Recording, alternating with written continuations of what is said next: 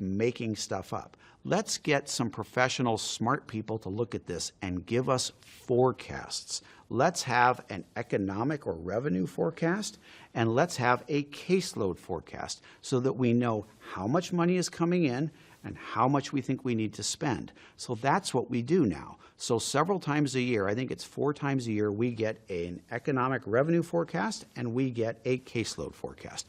Anybody that has worked on this, wants to be supportive of this, like, you're welcome to stand behind up there while all of this is going on. I know everybody's shouting like,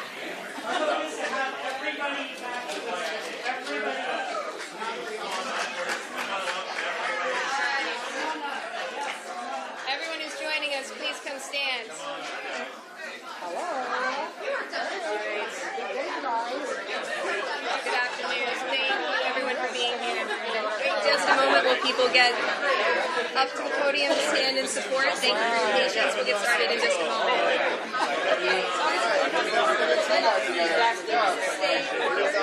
Casey, you want to be on this side? Here, we'll just make sure that everybody's convenient to the government. Yeah, you trying to hide behind that. All right. All right, thank you. Over to the podium. Society, thank you. Yes. make a little room there. Come on up, you guys.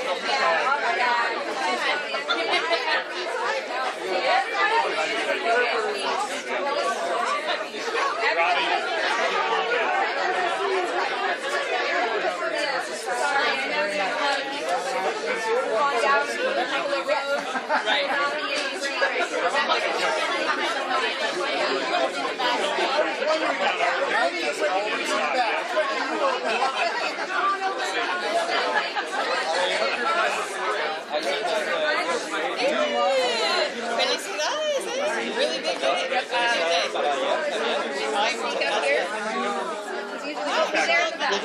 Yeah, okay, great. All right, thank you so much. Thank you for joining us today. I'm Communications Director Brianna Aho with Governor Ferguson's office.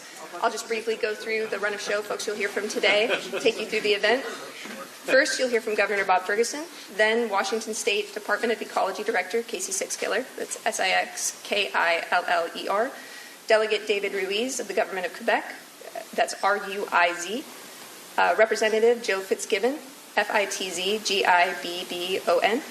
Cassie Bordelon, Executive Director of Climate Jobs Washington, Bordelon, Leah Missick, Washington Legislative Director for Climate Solutions, that's Missik. We're also joined today by Deputy Assistant Minister Jocelyn Savoy of the Government of Quebec. We appreciate him being with us today. After the speakers give their remarks, Governor Ferguson and Director Sixkiller will move to this table to sign the linkage agreement. We'll take a few photos. Then the governor will return to the podium to take questions along with the other guests today. Thank you again for joining us. With that, Governor Bob Ferguson. Thanks, John.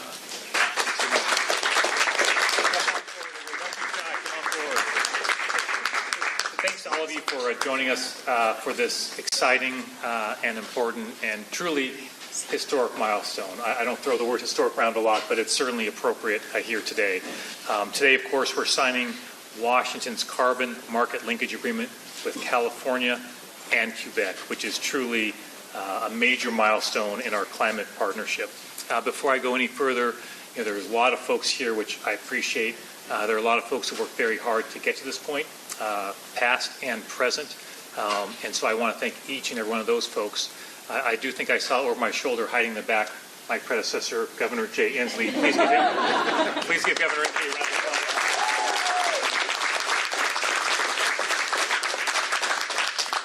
I know Governor Inslee and his administration, of course, and many individuals with his administration. He's been I've said it many times, I travel the state of Washington. His leadership on issues related to climate are significant. It's something I deeply appreciate about his service in Washington State and Washington, D.C., and this is an example of that coming to fruition. Linking our Cap and Invest program with California and Quebec's market makes our market more stable and secure long-term, setting the stage for healthier communities for generations to come. We have our partners from Quebec here. You'll be hearing from them shortly. We just were chatting for a few moments, and everyone just agreed that to bring this to this point took a lot of work with California, Quebec, and Washington, and we just truly appreciate their partnership as we work through this in a relatively short period of time. And we'd certainly not be here today if it was not for their cooperation and their strong support. To illustrate as one example the significance of linking our carbon markets, the Seattle Times editorial board recently called it, quote, a giant leap when considering the abandonment of climate leadership during Donald Trump's second presidency. That is true, and if anything is an understatement. While Washington, D.C. is really abandoning our country's commitment to move forward on climate and addressing such an urgent and existential issue, I'm thankful to be governor of a state that does exactly the opposite, that we're moving forward. In the face of what's happening in D.C., that does not deter us, that does not change the trajectory we're on. Washington State continues to lead the nation and helps provide leadership around the world on moving forward to address this important issue. Once Quebec and California complete their final steps in the linkage process, Washington will join the largest subnational carbon market in the world. Ecology Director Casey Sixkiller will talk more about our Cap and Invest program and what linkage means. But very briefly, signing the linkage agreement is the last step in a long process here in Washington State. It's the culmination of years of work by legislative and environmental leaders and many others. This is what climate leadership looks like. We work together to address a global problem. And that problem, as I said before, is urgent. In Washington State, we are seeing the direct impacts of climate change. I could give you a long list of examples, but to be brief, in December, we experienced historic flooding, from which we are still recovering. We're in the midst of a fourth consecutive statewide drought. That's a record. And I recently launched Washington's Water Future, a statewide initiative with the Department of Ecology to inform new water policy ideas, in part because snowpack is no longer a reliable water supply. We cannot wait for the other Washington to catch up or get with the program. We're taking action as a state. And linking our carbon markets is the type of collaboration we need to accelerate the transition to clean energy and create healthier, more resilient communities for decades to come. This unprecedented climate partnership means businesses in all three jurisdictions can make more predictable, long-term investments in reducing greenhouse gases. With greater investment, we'll see the cost of emissions-reducing technologies go down, leading to even higher rates of adoption. I can't say enough how proud I am to be here with so many leaders who made this possible. I'm looking forward to seeing our link market come online. We expect that to happen next year in 2027, and look forward to expanding this market in the months and years ahead. And with that, I'm going to introduce the head of our Department of Ecology, Casey Sixkiller. One technical note, he's the one who gets to sign this agreement. Now, I have asked my team why that is about 17 different ways, Governor Inslee, but apparently in the agreement it is very specific. It's the head of the Department of Ecology who does the signing. So I did ask my legal team whether I could sign an executive order that overrides that, or I could sign it. But I was told in no uncertain terms that is not possible. So you will see when we sit down, you will see Casey Sixkiller signing. But in all seriousness, Casey's been a really fantastic leader, as we all know, for this department. He's been just a true champion, just a wonderful, wonderful leader. So it's really appropriate, actually, that Casey's the one who'll be signing it. With that, Casey Sixkiller.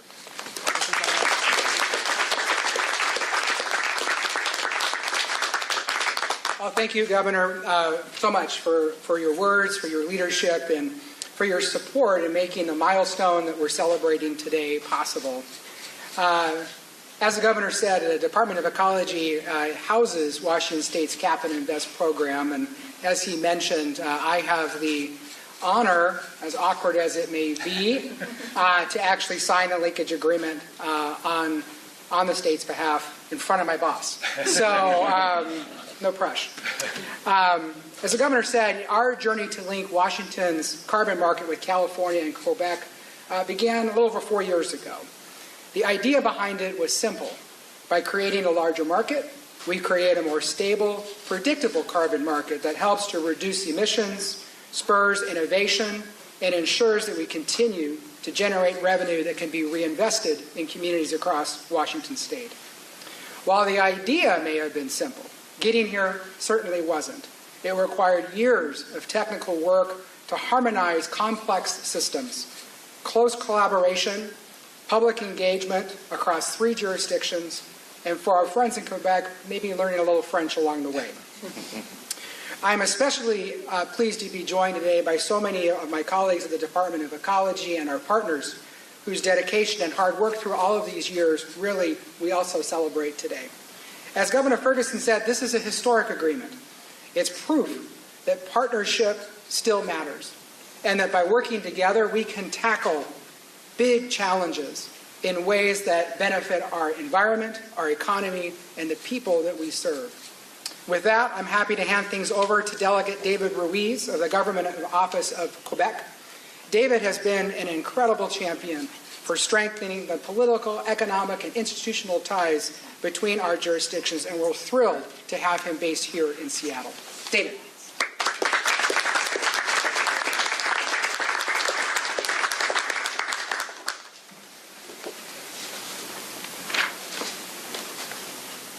Governor Ferguson, Director Sixkiller, honored guests, members of the press, bonjour. C'est le moment où je parle en français seulement et que je veux être sûr que vous avez tout à fait Pardon. This is the moment I'm not going to speak in French. This is what I wanted to say in French. So, thank you all for being here. Today, Quebec, California, and Washington make history as one. It's a pleasure to be in the presence of so many who work hardly together across borders to make this day possible. I'm very pleased that we're joined by Mr. Jocelyn Savoie, Assistant Deputy Minister of Environment, Quebec. Jocelyn's team has been key in writing this new chapter of climate cooperation for North America.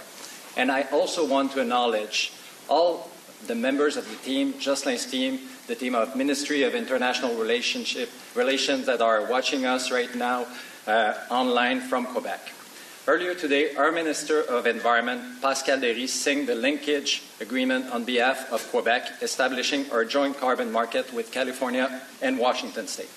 After more than 3 years of constant work and one shared goal, we are here and we deliver together. Furthermore, at a time when cross-border cooperation and environmental policy are being challenged more than ever, our teams demonstrated remarkable dedication to work together and bring this vision to life.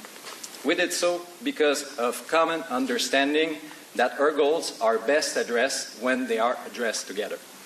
Our link market, once operational in 2027, will be the world's largest subnational carbon market. 56 million people, hundreds of billions of dollars in economy activity, and a clear signal to the world. Subnational climate action really works. In fact, since 2013, Quebec's carbon market has generated more than $11 billion in Quebec, entirely reinvested in projects that benefits the climate transition. Today's announcement is an inspiring example of climate partnership to the world and an open invitation to other potential partners.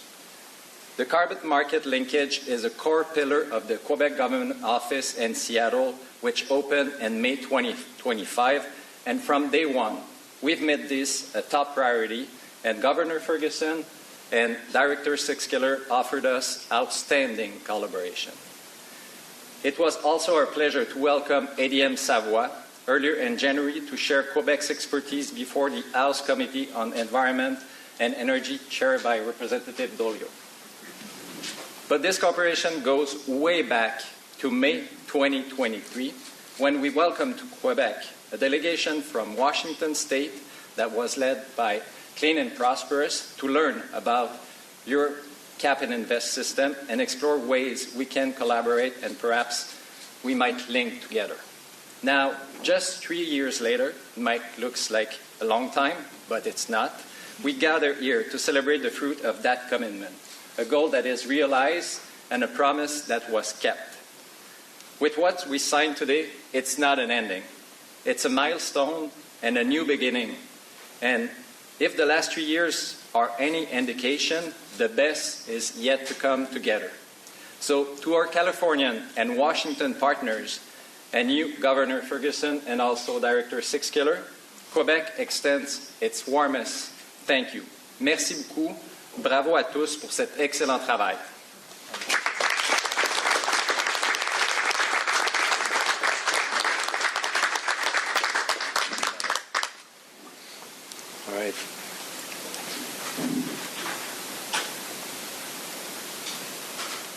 right, thank you all so much. I'm Representative Joe Fitzgibbon. I'm the House Majority Leader in Washington State. And before I served in my role as House Majority Leader, I spent 9 years as the chair of the House Environment and Energy Committee and spent a great deal of time and effort in 2021 during our legislative session that year to make sure that Washington took seriously our commitments on climate and adopted a firm legal cap on our greenhouse gas emissions that reduced that cap over time and invested the proceeds in building a better state and in investing in our transportation system and wildfire prevention and air quality improvements and in economic development and the creation of good jobs.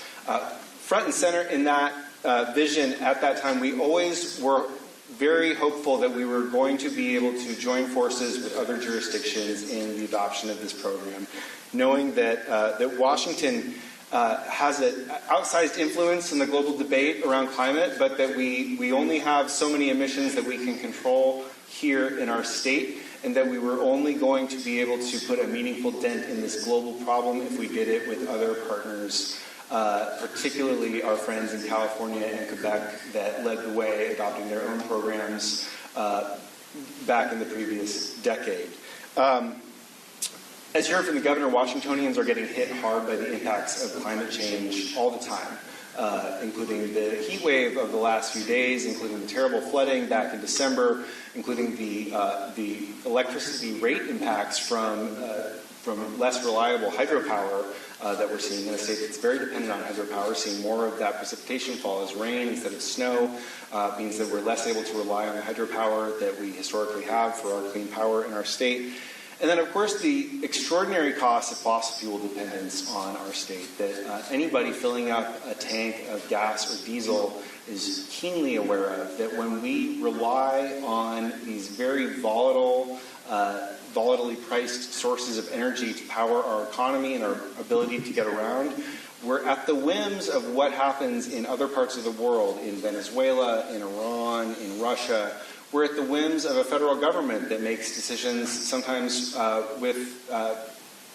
without great rationale behind them, and sometimes those decisions really impact all of us when we go to fill up our tanks. And it's not just individuals and families, it's also businesses in our state. I've heard from so many businesses that have really been impacted by the increased costs of getting their goods to market because of how diesel prices have been even more impacted than gasoline prices by the terrible energy crisis caused by the actions of the federal government. That's why I'm so proud that Washington is investing with Climate Commitment Act resources in transitioning to a cleaner future, transitioning to electric transportation for light-duty passenger vehicles, but also for medium and heavy-duty vehicles that move freight around our state. That's really going to help our air quality, it's going to help our climate, and it's going to help the businesses that need to move those goods have more stable and affordable sources of power to move that commerce around our state.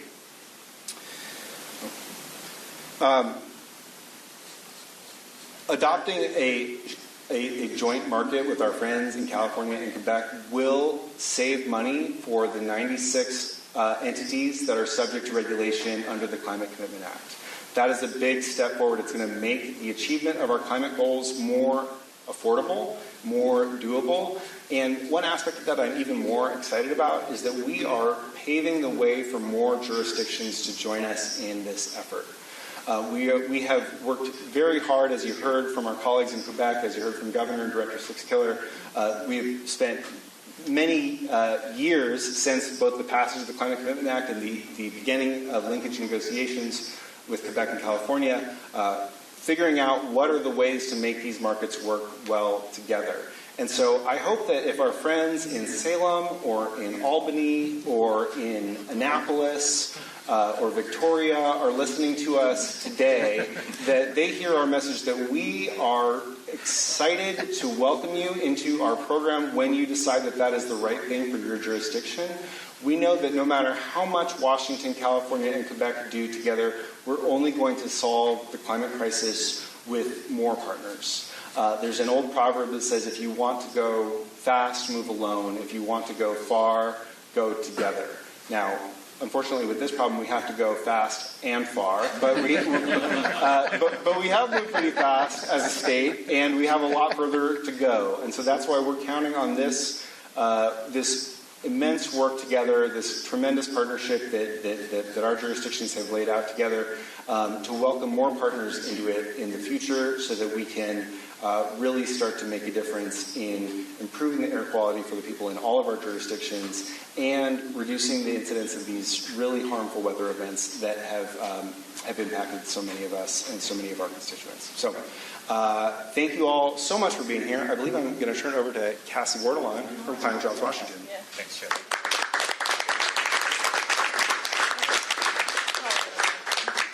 Hi, good afternoon, everyone. It's an honor to be invited. Thank you all. I'm proud to be here representing thousands of union workers across our state. These are our electricians, sheet metal workers, pipe fitters, laborers, machinists, the people who will build, operate, and maintain the clean energy infrastructure our state needs to meet its climate commitments. Today's agreement signing is a landmark victory, not just for the environment, but for working families. A recent report showed that Washington's Climate Commitment Act is on track to generate more than $9 billion in economic output and create over 45,000 jobs, and that's just in 8 years. Linkage will accelerate all of that. CCA auction revenue also directly funds workforce development and apprenticeship training programs that provide career pathways for union members across the state. A stronger, more stable market means more revenue invested in training and employing people across our state.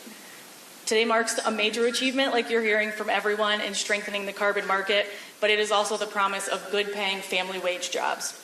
Union workers built this state that we love, and we are ready and able to build the clean energy future we have. With that, I'm going to introduce our final speaker, Leah Missick.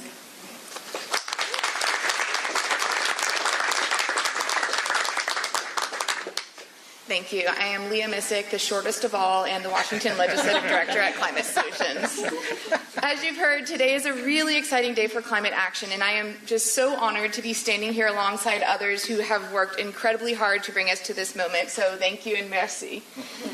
Washington joining forces with California and Quebec's programs is particularly significant now because it shows that even without federal leadership, we can still take meaningful steps to address the climate crisis and cut pollution. We often hear California is the world's 5th largest economy, and though Washington and Quebec aren't quite as large, if you add us all together, we are the world's 4th largest. Let me emphasize that. Together, the world's 4th largest economy, we have capped climate pollution and are investing in solutions. The climate crisis transcends boundaries, and so does our response. Working together, we can more efficiently cut pollution while bringing more stability to our markets, allowing for businesses and the state itself to better plan and chart out strategic investments. In the first 3 years of Washington's program, we've raised nearly $5 billion that have been invested in communities all across the state. Per the law, these investments are intended to further cut pollution, but this money won't last forever. As we reduce pollution, auction proceeds will also decline. We have a relatively short but critical window to invest wisely in a way that meaningfully cuts pollution and our energy costs through affordable, long-term solutions. This is one of the many ways that Washington will continue to demonstrate progress on climate in the face of federal rollbacks that not only hurt the climate, but also our health and our pocketbooks. All 3 of our jurisdictions working together has an impact beyond the immediate, more technical program consequences. This process is a great example of a rising tide lifting all boats, although maybe not the best climate metaphor. We have learned from each other's programs and have made improvements to further cut pollution and improve local air quality. But we are also setting an example that is inspiring other states, such as Oregon, Colorado, New York, which are all considering cap and invest programs. We are setting a standard for others to meet and to join in. As states and provinces, we truly can lead, and we are doing that right now. We are going to cut climate pollution. We are going to invest in communities, improve our health, and free ourselves from reliance on expensive, volatile energy from other parts of the world. We are going to chart our own clean future together. Thank you very much.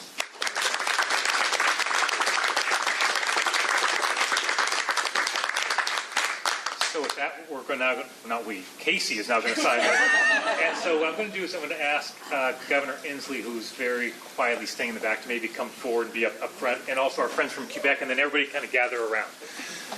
Good to see you. Do the math. That's a good one. I'll do a follow-up on it. Yeah. Okay. Just absolutely.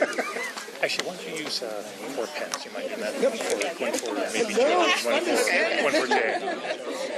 This is a new sensation That's for right. me, so Let's see how he does. yeah, we're a little nervous, so we're gonna do it like this, so I don't screw this up. He's going to use 4 pens. Always a little tricky when you got to use multiple pens. As one who's been there before.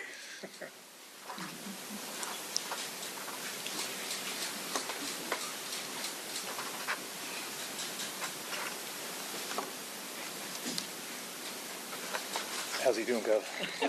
This is the most nerve-wracking. Just like his old man, he's got that 60. That's right. There we go. Let's hold it up. All right. All right.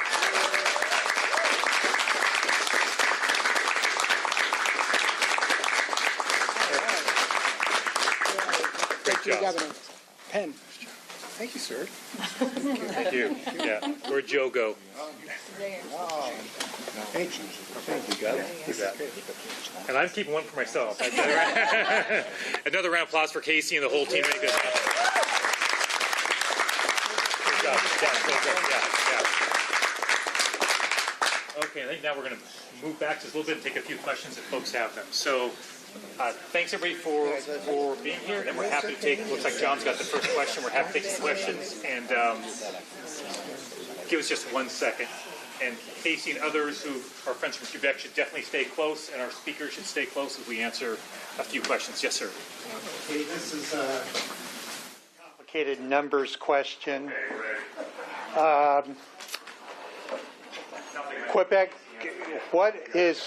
what's the current calculation for Washington and Quebec, plus Quebec and California in the increases in their pump prices due to their cap and trade programs, and how much what's the estimate for how much this agreement would bring those prices down? Does anybody want to take that one on? I can give a non-answer. Yeah. Thank you, John. So,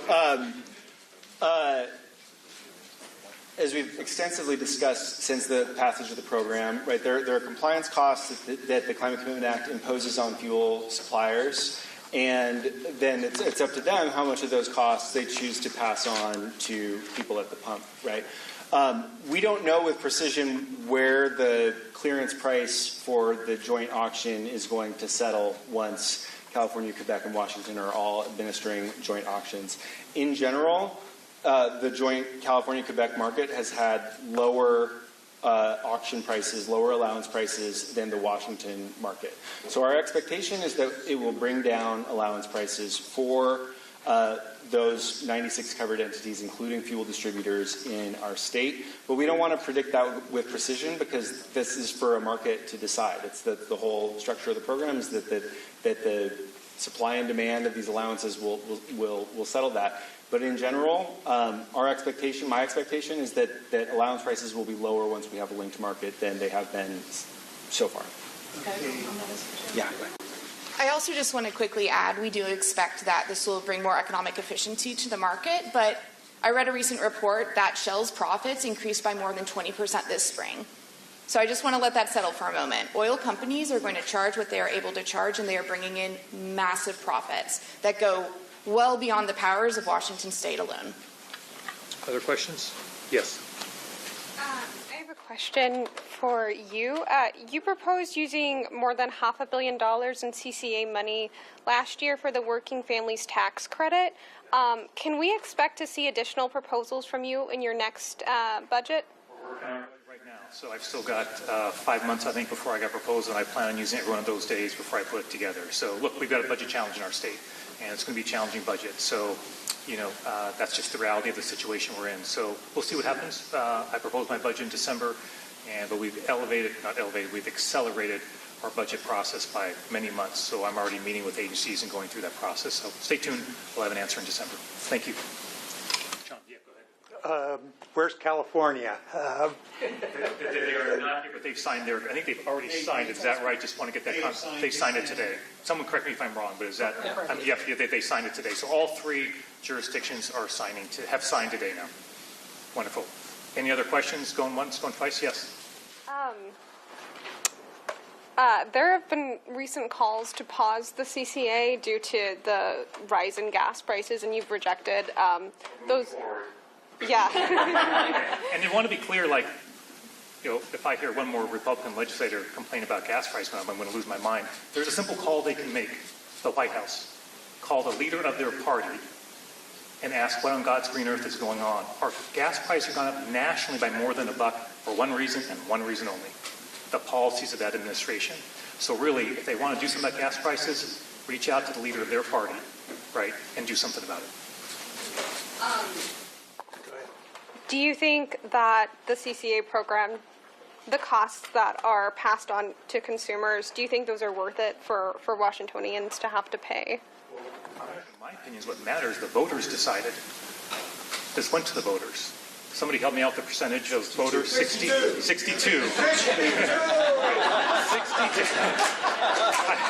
I mean, right? Right?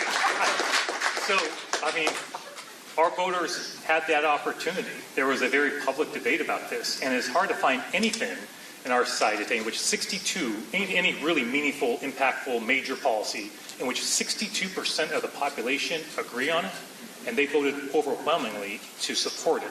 So the voters have spoken clearly and loudly. Moreover, it was jurisdiction after jurisdiction after jurisdiction. That was not just some King County vote, right? There were multiple red jurisdictions across the state, well documented, who said, you know what, we like this policy. We think this is a good policy. And so I think the answer to that question is obvious. So look, I get there's always naysayers and skeptics. God bless them. God bless them. They fought that battle, and they didn't just lose, they got wiped out. So we're moving forward as a state. And look, I get asked every day, I suspect my predecessor had this experience, some question of what it's like to be governor. What do you like about being governor? And I'll give you the answer.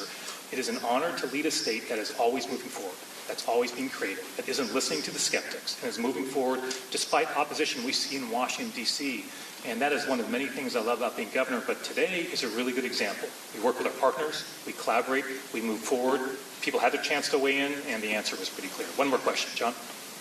Can anyone give me a rundown of the states that are looking at a cap and trade? Essentially, where I'm coming from is you're talking about wanting to expand this to other states, and my evil ulterior agenda is find out which states are going to be targeted. Joey, you alluded to reference that. Yeah, I'm happy to.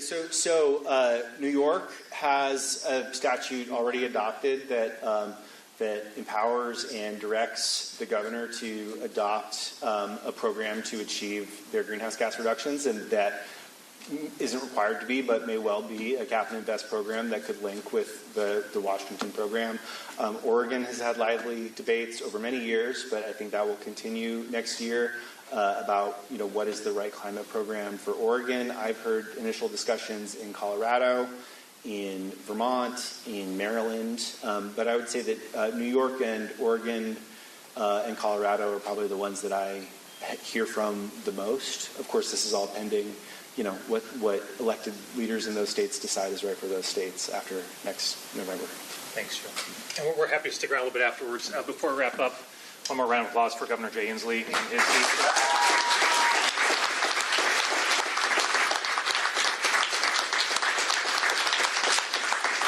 And to all of you, we have a lot of folks in this room, and if you're in this room, I suspect you had something to do with this as well. It's a team effort, as the governor would say, but also one very special thank you to our friends from Quebec for being here and their partnership. We so appreciate it.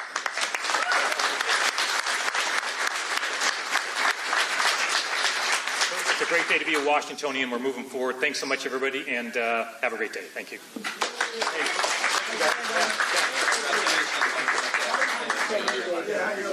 Nice to see you.